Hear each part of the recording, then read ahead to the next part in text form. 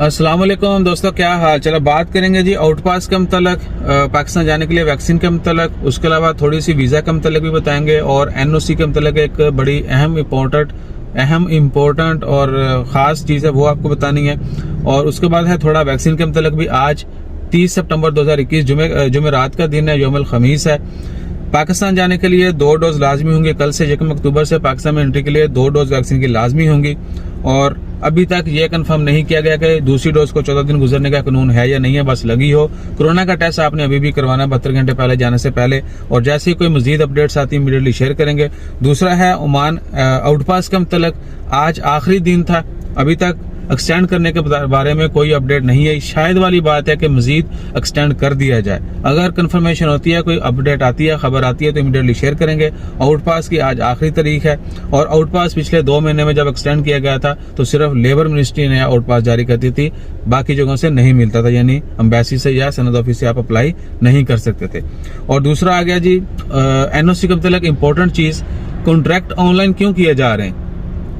जितने भी ओमान में खारजी लोग काम करते हैं या ओमानी भी प्राइवेट कंपनियों में काम करते हैं, उनका जॉब एग्रीमेंट जो है वो हर हाल में मिनिस्ट्री की वेबसाइट के ऊपर होगा। लेबर मिनिस्ट्री मैन पावर की वेबसाइट के ऊपर उनका कॉन्ट्रैक्ट ऑनलाइन होगा।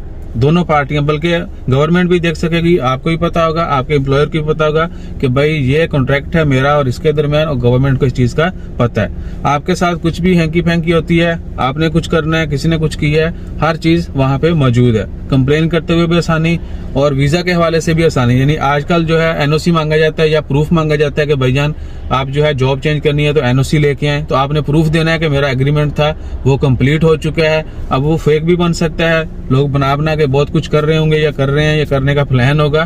तो ये सारी चीजों को ओवरकम करने के लिए कॉन्ट्रैक्ट जो है वो ऑनलाइन किए जा रहे हैं। यानी डिजिटलाइजेशन की तरफ जो है एक पॉजिटिव जो है ना स्टेप है ये। और इसका अल्टीमेटली सबको फायदा होगा, एम्प्लॉय को भी बहुत ज्यादा फायदा होगा, एम्प्लॉयर को भी, गवर्नमेंट के लिए भी आसानी होगी कंप्लेंट्स को ओवरकम करने के लिए। तो फ्यूचर में जब ये सब कुछ हो जाएगा तो अगर आपने कोई भी कंप्लेन है, कोई सर्विस का मसला है, तो आप मिनिस्ट्री ऑफ लेबर जाएंगे, कहीं भी कंप्लेन करेंगे, वो आपका कॉन्ट्रैक्ट देखेंगे, अकॉर्डिंगली जो है उसको फॉलो किया जाएगा। आपको बार बार जो है ना चीजें डिमांड नहीं की जाएंगी, हर चीज उनके पास होगी।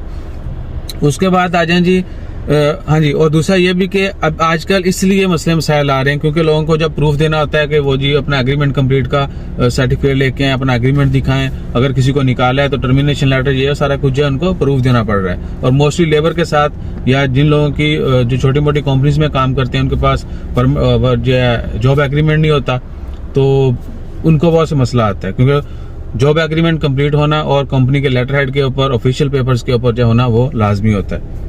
उसके बाद है वैक्सीन के हवाले से, ओमान में जो वैक्सीन का रिसेंटली अनाउंसमेंट की गई थी नॉर्थ शर्किया में और बातना में और कुछ और रीजन में भी, तो वो 2nd डोज के लिए ऐलान किया गया था।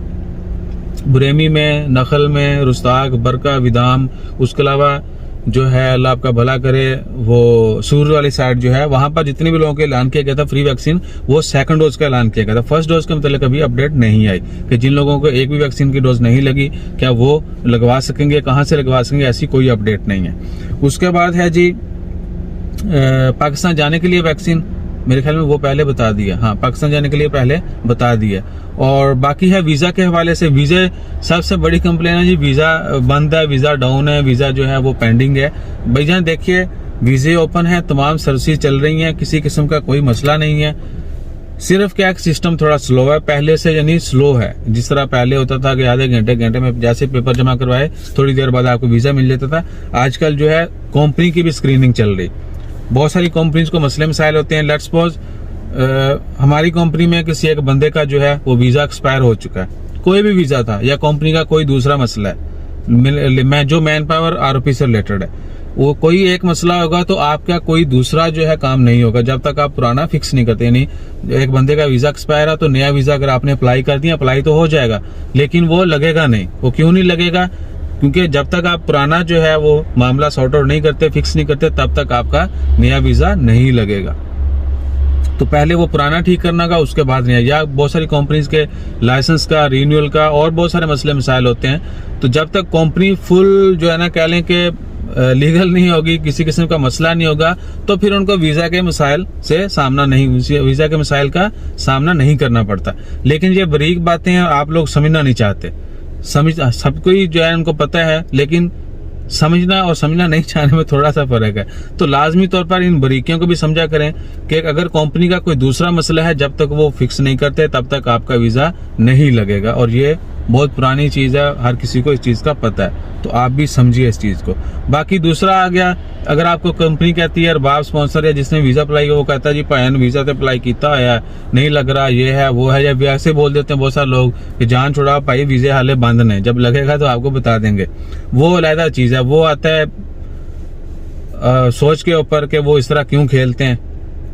और फिर मैं रिपीट कर रहा हूँ, कल 2-3 दफा, कल भी मैंने एक दफा वीडियो डाली थी, इससे पहले भी बार बार आपको बताता रहा हूँ कि वीजा आप ऑनलाइन स्टेटस चेक कर सकते हैं।